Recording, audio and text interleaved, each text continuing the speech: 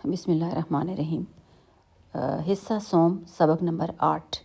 یہ اس کے پہلے جو شارٹ کوسچنز تھے، مختصر سوالات اور جوابات، وہ میں دے چکی ہوں۔ وہ 7 تھے، ان 7 کے میں نے جواب دے دیے۔ اب ہم آ رہے ہیں تفصیلی جو ہیں، جو لانگ کوسچنز ہیں ان کی طرف اب ہم آ رہے ہیں۔ اب میں آپ کو تمام جو لانگ کوسچنز ہیں ان کے جواب دوں گی۔ کوسچن نمبر 1، پاکستان میں نقد فصلوں کی مستقل پیداوار کے لیے کون سے اقدامات ضروری ہیں؟ چاول، کپاس، گنے اور گندم کے حوالے سے وضاحت کریں۔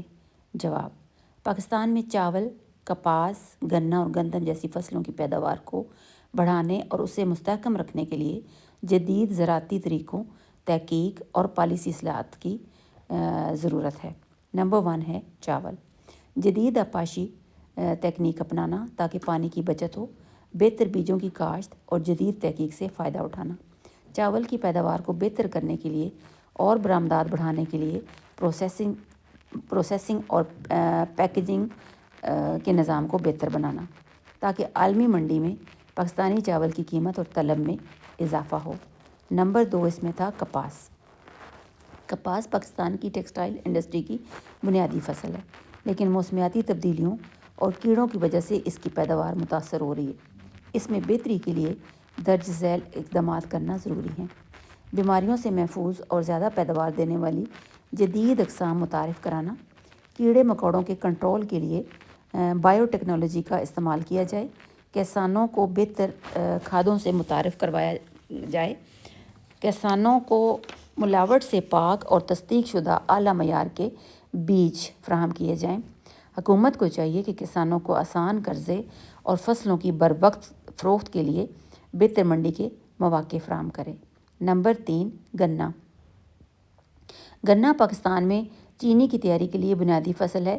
اس کی مستقل پیداوار کے لیے درج ذیل اقدامات ضروری ہیں۔ اس کو میں پوائنٹس کے ساتھ آپ کو بتاؤں گی۔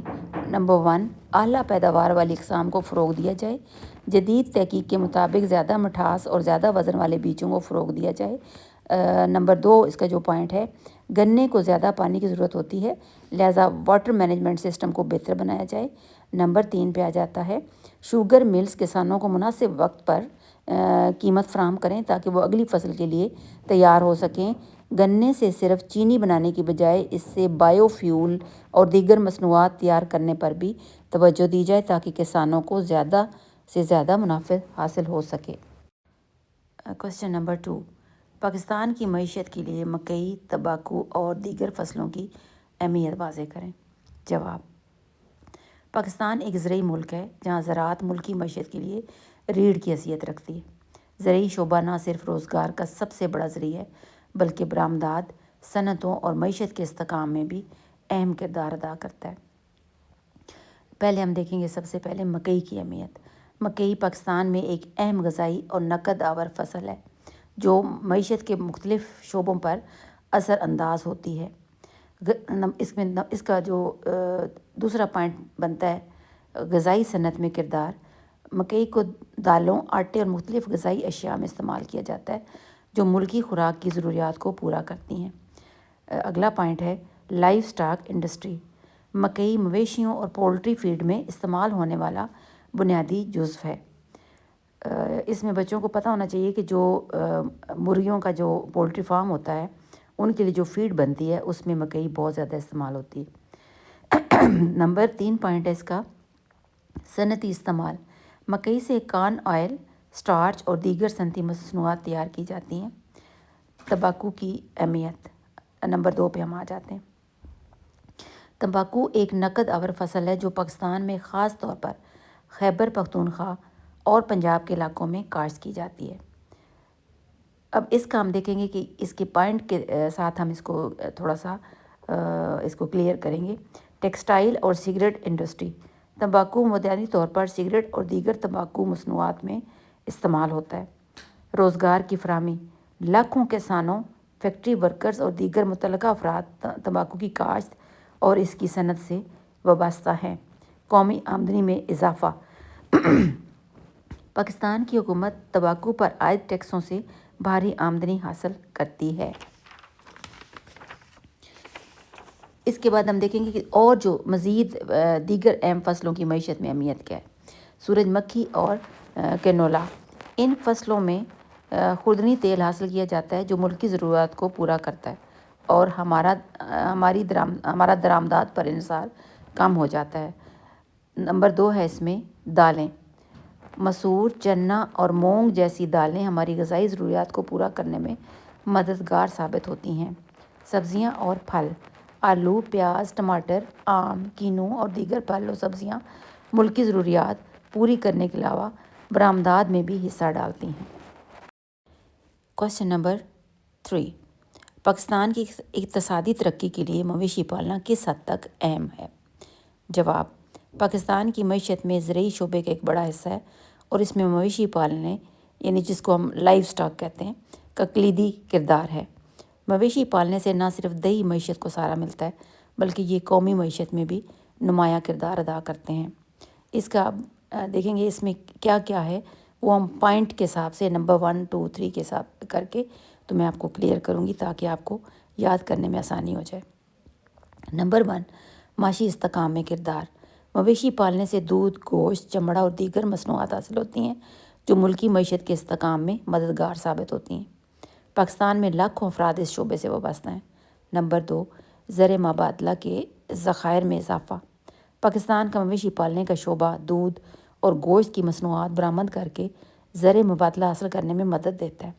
حلال گوشت اور ڈیری کی عالمی منڈی میں بڑھتی ہوئی طلب ہمارے لیے فائدہ مند ہو سکتی ہے۔ نمبر 3، روزگار کے مواقع۔ پاکستان کی دیہی آبادی کا بڑا حصہ مویشی پالنے سے وابستہ ہے۔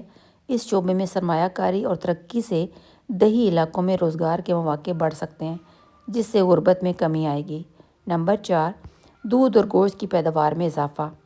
پاکستان دنیا میں دودھ پیدا کرنے والے بڑے ممالک میں شامل ہے۔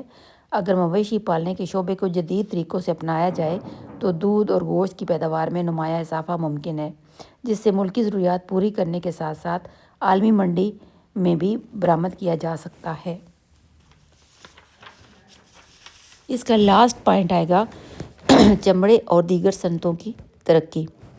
مویشی پالنے کا ایک اور فائدہ چمڑے کی صنعت کو فروغ دینا ہے جو جوتے، بیگز اور دیگر اشیاء کی تیاری میں استعمال ہوتا ہے۔ اس کے علاوہ اور بھی مصنوعات کی تیاری میں بھی مویشیوں سے حاصل شدہ اجزاء استعمال کیے جاتے ہیں۔ پاکستان کی اقتصادی ترقی میں مویشی پالنے کا کردار نہایت اہم ہے۔ کوسچن نمبر 5، اب اس میں بچے یہ سوچیں گے کہ کوسچن نمبر 4 کہاں ہے؟ تو بک میں 4 ہے ہی نہیں، اس میں نمبرنگ تھوڑی سی غلط ہے اور ویسے اس بک میں اور بھی کئی مسٹیکس ہیں میں نے نوٹ کیا ہے۔ تو اس میں جو کوسچن نمبر 4 ہے وہ نہیں ہے، آگے ڈائریکٹ پھر 5 پہ آ جائیں۔ تو میں نے بھی چینج نہیں کیا، ایز اٹ از جو بک میں تھا وہی میں نے ادھر بھی لکھا ہے۔ چاول، تمباکو اور گندم کی کاشت کے طریقہ کار میں فرق بیان کریں۔ جواب، چاول، تمباکو اور گندم کی کاشت میں کئی بنیادی فرق موجود ہیں کیونکہ یہ تینوں فصلیں اپنی نوعیت، زمین کی ضروریات، آب و ہوا اور دیکھ بھال کے لحاظ سے ایک دوسرے سے مختلف ہیں۔ چاول ایک آبی فصل ہے جو زیادہ پانی کی ضرورت رکھتی ہے اور عام طور پر ایسے علاقوں میں کاشت کی جاتی ہے جہاں بارش زیادہ ہو یا آبپاشی کا نظام موجود ہو۔ چاول کی کاشت کے لیے زمین کو ہموار کیا جاتا ہے اور کھیتوں میں پانی کھڑا کر دیا جاتا ہے۔ اس کے بیج پہلے نرسری میں اگائے جاتے ہیں اور بعد میں انہیں مین کھیت جو پراپر کھیت ہوتا ہے اس میں منتقل کر دیا جاتا ہے۔ چاول کی فصل کی دیکھ بھال کے دوران کھادوں اور جڑی بوٹیوں کے کنٹرول کا خاص خیال رکھا جاتا ہے۔ جب فصل تیار ہو جاتی ہے تو اسے کاٹ کر دھوپ میں سکھایا جاتا ہے اور دانے نکال کر ذخیرہ کر لیے جاتے ہیں۔ تمباکو کی کاشت چاول اور گندم سے بالکل مختلف ہے کیونکہ یہ ایک حساس فصل ہے اور مخصوص آب و ہوا اور مٹی کی ضرورت رکھتی ہے۔ تمباکو کے بیج بہت باریک ہوتے ہیں اور انہیں پہلے نرسری میں اگایا جاتا ہے۔ جب یہ خاص سائز تک پہنچ جاتے ہیں تو پودوں کو کھیت میں منتقل کیا جاتا ہے۔ اس کی دیکھ بھال میں پتوں کی تراش خراش، کھادوں کا درست استعمال اور کیڑے مکوڑوں سے حفاظت شامل ہے۔ جب پتے تیار ہو جاتے ہیں تو انہیں چن کر مخصوص طریقوں سے خشک کیا جاتا ہے تاکہ ان میں مطلوبہ ذائقہ اور معیار پیدا ہو سکے۔ گندم کی کاشت ان دونوں سے مختلف ہوتی ہے کیونکہ یہ ایک ربیع کی فصل ہے جو نسبتاً کم پانی میں بھی اچھی اس کی آ سکتی ہے جو ہمیں پراپر وہ دے سکتی ہے، اس کی جو اس کے پراپر ہم اس کی کاشت کر سکتے ہیں۔ یہ عام طور پر سردیوں میں بوئی جاتی ہے اور بہار میں تیار ہوتی ہے اور ابتدائی مراحل میں آبپاشی کی ضرورت ہوتی ہے۔ گندم کی فصل میں جڑی بوٹیوں کو کنٹرول کرنے کے لیے سپرے کیا جاتا ہے، اور جب بالیاں پک جاتی ہیں تو کٹائی کی جاتی ہے، پھر اسے گوداموں میں ذخیرہ کیا جاتا ہے۔ چاول، تمباکو اور گندم کی کاشت کے بنیادی فرق ان کی زمین کی تیاری، پانی کی ضروریات، دیکھ بھال اور کٹائی کے مراحل میں واضح نظر آتے ہیں۔ چاول زیادہ پانی مانگتا ہے، تمباکو نازک فصل ہے، جبکہ گندم نسبتاً آسانی سے کاشت کی جا سکتی ہے۔ کوسچن نمبر 6، پاکستان میں ماہی گیری کی صنعت کے تحفظ اور ترقی کے لیے اقدامات تجویز کریں۔ ماہی گیری پاکستان کی معیشت کا ایک اہم شعبہ ہے جو نہ صرف لاکھوں افراد کو روزگار فراہم کرتا ہے بلکہ ملکی برآمدات میں بھی اہم کردار ادا کرتا ہے۔ ماہی گیری کے تحفظ اور ترقی کے لیے اقدامات تجویز کیے جا سکتے ہیں۔ نمبر 1، پائیدار ماہی گیری کے طریقوں کو فروغ دینا۔ ماہی گیری میں غیر ضروری اور غیر رجسٹرڈ طریقوں کو روکنے کے لیے سخت قوانین نافذ کیے جائیں۔ ایسے طریقہ کار کی حوصلہ شکنی کی جائے جو سمندری حیات کو نقصان پہنچاتے ہیں۔ فش فارمنگ کو فروغ دے کر قدرتی وسائل پر دباؤ کم کیا جا سکتا ہے۔ نمبر 2، جدید ٹیکنالوجی کا فروغ۔ پاکستان میں ماہی گیری کے روایتی طریقے ہیں جس سے پیداوار کم ہوتی ہے، جدید ٹیکنالوجی کو فروغ دیا جائے۔ نمبر 3، ماہی گیروں کی فلاح و بہبود۔ ماہی گیروں کو بہتر سہولیات جیسے کہ رہائش، صحت اور ان کی صحت کے لیے کام کیے جائیں اور قرضے دیے جائیں تاکہ وہ اپنی پیداوار میں اضافہ کر سکیں۔ ماہی گیروں کے لیے بنیادی ڈھانچے کی ترقی۔ پاکستان میں فش ہاربرز، کولڈ سٹوریج اور فش پروسیسنگ یونٹس کی کمی ایک بہت بڑا مسئلہ ہے۔ حکومت کو چاہیے کہ وہ جدید فش ہاربرز تعمیر کرے، کولڈ سٹوریج کی سہولت فراہم کرے۔ برآمدات میں اضافہ اور معیار کو یقینی بنانا۔ پاکستان میں ماہی گیری کی مصنوعات عالمی معیار کے مطابق نہ ہونے سے عالمی منڈی میں کم پذیرائی حاصل کرتی ہیں۔ اس صنعت کو عالمی معیار کے مطابق کرنے کے لیے مانیٹرنگ سسٹم قائم کیا جائے تاکہ برآمدات میں اضافہ ہو سکے۔ سمندری اور دریائی آلودگی کا خاتمہ۔ صنعتی فضلہ، پلاسٹک ویسٹ اور دیگر آلودگی کے باعث ماہی گیری کی صنعت کو شدید نقصان ہو رہا ہے۔ حکومت کو چاہیے کہ وہ سخت قوانین کے ذریعے پانیوں کو آلودہ کرنے والی صنعتوں پر جرمانے عائد کریں اور سمندر کو آلودگی سے بچائے۔ بین الاقوامی تعاون اور سرمایہ کاری کو فروغ دینا۔ چین، جاپان اور یورپی ممالک کی ماہی گیری کی صنعتیں جدید ٹیکنالوجی اور بہتر پالیسیوں کی بدولت کامیاب ہیں۔ پاکستان کو چاہیے کہ وہ ان ممالک کے تعاون سے کام کرے اور سرمایہ داروں کو راغب کرے۔